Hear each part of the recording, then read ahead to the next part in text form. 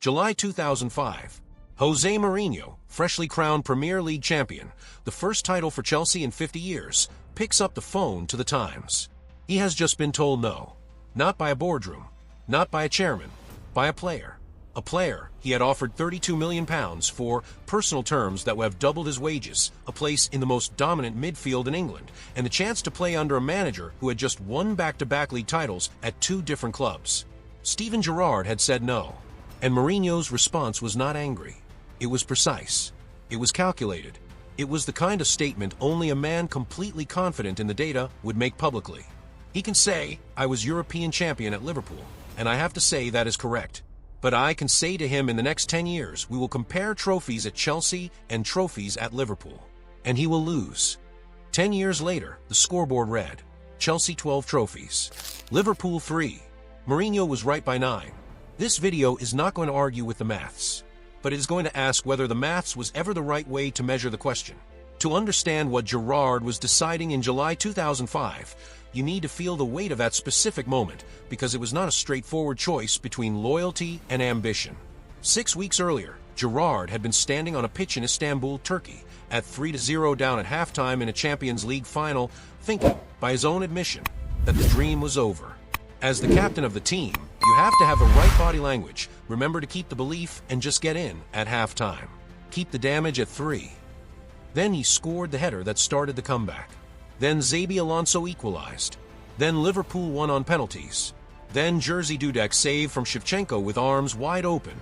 And the entire city of Liverpool, the entire city, went somewhere that football rarely takes a place. Still to this day the hairs on my neck stand up, Gerrard said years later. It was the best night of my life. It was the pinnacle professionally and the best cup to win. And then he came home. And the club that had just won the greatest Champions League final in modern history, the club Gerrard had played for since he was 9 years old, did not immediately offer him a new contract. He handed in a transfer request. He spoke to Chelsea. He reportedly agreed personal terms. He was, by most accounts, genuinely on his way. And then he changed his mind. He withdrew the request. He stayed.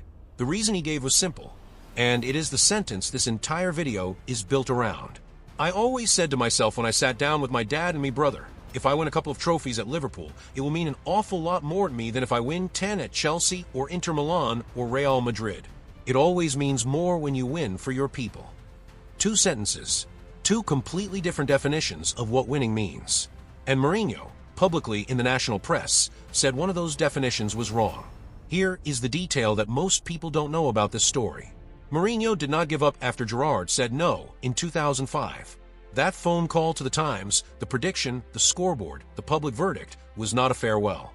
It was an opening position in a longer negotiation that would run for almost a decade.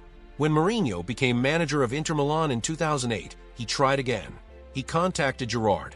He made the case for San Siro, for the Champions League, for the chance to compete at the very top of European football with the resources of one of Italy's greatest clubs. Gerrard said no. When Mourinho moved to Real Madrid in 2010, he tried a 3rd time. The Bernabeu, the most successful club in the history of the competition. Gareth Bale and Cristiano Ronaldo as teammates.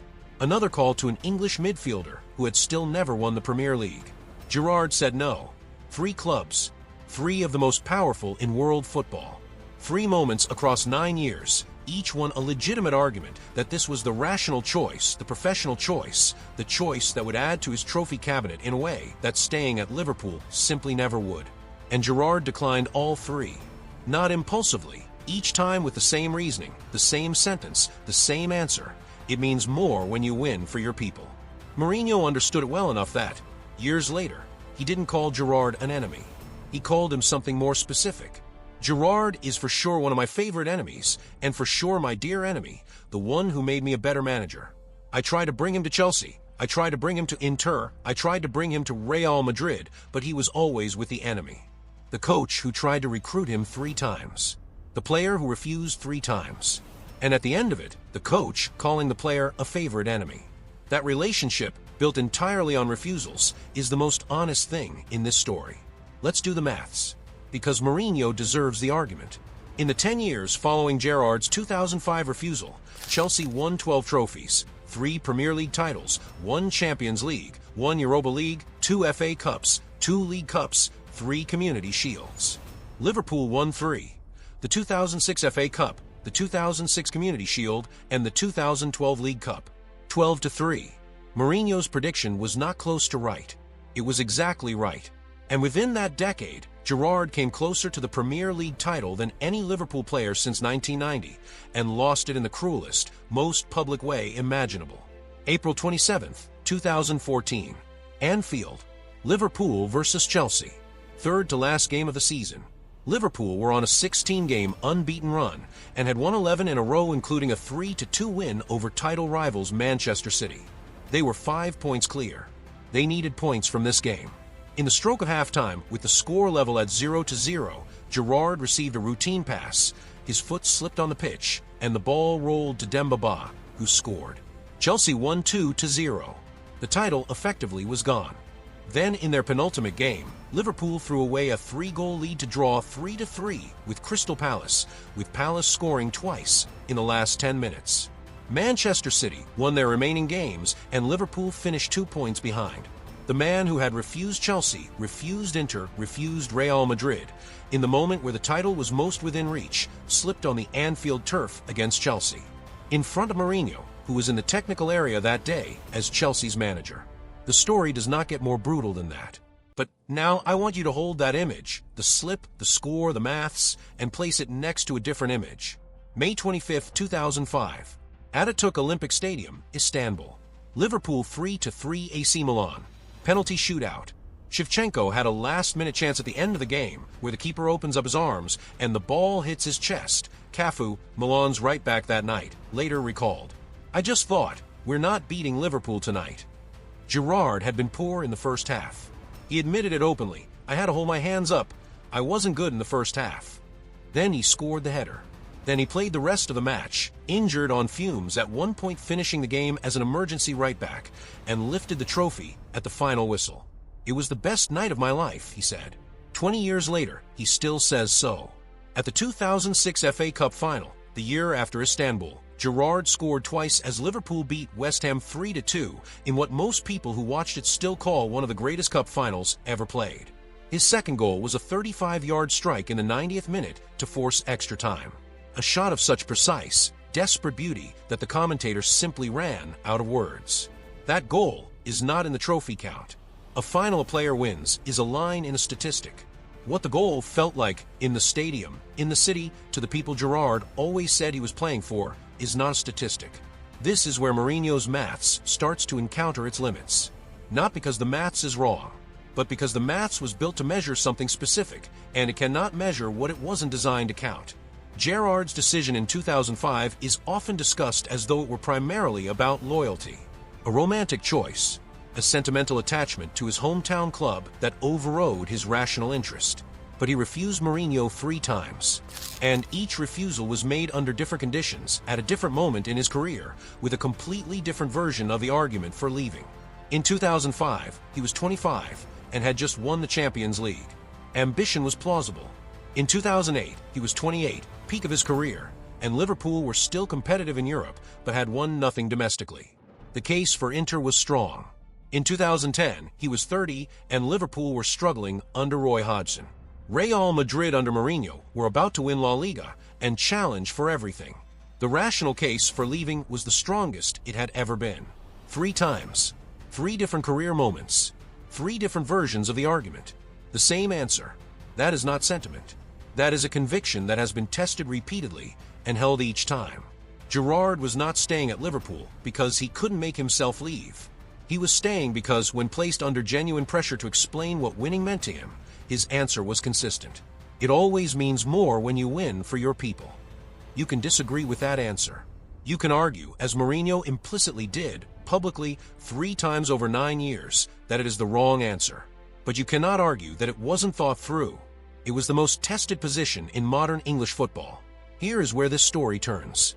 Mourinho, in his public prediction in 2005, framed the question of Gerrard's choice entirely in one currency: trophies. Count them, compare them, declare a winner.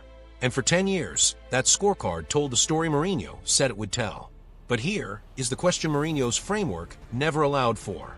When Steven Gerrard says goodbye to professional football and looks back at his career, not at a list, but at the actual experience of it, what is the weight of a trophy won for your people against one for a club that your people have spent their entire lives opposing? Gerrard addressed this directly. If I win a couple of trophies at Liverpool, it would mean an awful lot more to me than to win 10 at Chelsea, Inter Milan, or Real Madrid. Not theoretically, not hypothetically. He had sat with his father and his brother, had the actual conversation, and reached that conclusion in private before he ever said it publicly. Mourinho's response was to verify, 10 years later, that the maths proved Gerrard wrong. 12-3. Undeniable. But Mourinho's 12 trophies, distributed across Chelsea, Inter, and Real Madrid, 3 clubs in 3 countries, each one with different supporters, different songs, different meanings, are not the same 12 trophies that a player who stayed in one place for his people would have felt. The maths are the same. The weight isn't. April 27, 2014. The slip. The moment the scoreboard most cruelly vindicated Mourinho's prediction. And then one more detail that nobody usually mentions alongside it. When Liverpool came out for the second half that day against Chelsea, the Anfield crowd, the same crowd that had watched their captain concede the ball that cost them the title, gave him a standing ovation. Not a polite applause. Not the kind of reception that comes with endurance. The kind that comes with love. Liverpool's only regret, Gerrard said when he left in 2015, was the failure to win the Premier League. Not the 3 Mourinho offers. Not the alternative career he never had. The league he loved most and never won. Mourinho, speaking before a Liverpool-Chelsea match years after his prediction had been proven right, chose his words very carefully when asked about Gerrard. I want to honor him, and I hope Stamford Bridge has the same feeling. The man who went to the press in 2005 to say Gerrard would lose was, a decade later, asking a Chelsea crowd to honor a player who had refused him 3 times. That is not what it looks like when someone wins an argument. That is what it looks like when someone respects a person they couldn't convince. Mourinho was right about the trophies. He never claimed to be right about everything. Go back to where we started. July 2005. The prediction. Mourinho looked at a player who had just won the greatest Champions League final ever played, who had turned down the most dominant club in England, and said, in 10 years, compare trophies and he will lose. He was right. The scoreboard confirmed it. 12-3, exactly as predicted. But here is the other thing Mourinho said years later, after the decade had passed and the maths had been verified. He called Gerrard his favorite enemy. He said Gerrard made him a better manager. He asked Stamford Bridge to honor him. A man who wanted to recruit someone and failed 3 times and ended up respecting him more than most players he actually got. There is a version of this story where Mourinho won the argument. The trophies say so. There is another version where the argument was never really about trophies. Gerrard sat with his father and his brother, made his decision, repeated it twice more across 9 years under increasing pressure, and never changed his answer. Whether that makes him right or wrong depends entirely on what you decide winning means. That is the question this video was always asking. Not the maths. The question underneath the maths. Here is what I want to hear from you. Mourinho said you measure a career in trophies. Gerrard said you measure it in what they mean when you win them. 10 years later, the trophies went to Mourinho. But Mourinho ended up honoring Gerrard. So who actually won? Tell me in the comments. I don't have a clean answer, but I think it's one of the most honest questions football ever asked.